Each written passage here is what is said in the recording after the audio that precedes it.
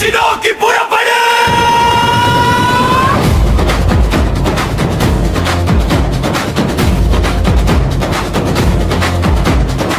காலம் மாறுது, காற்று மாறுது, களம் மாறுது தமிழா. வெறும் ஓட்டு போட நீ ஆள் இல்லை, உன் நாட்டை ஆள எழு தமிழா. பிப்ரவரி 21 நம் பெருமை பேசும் ஒரு நன்று. திருச்சி மண்ணில் சங்கமிப்போம், இனி திரும்பி பார்க்க செய்திடுவோம்.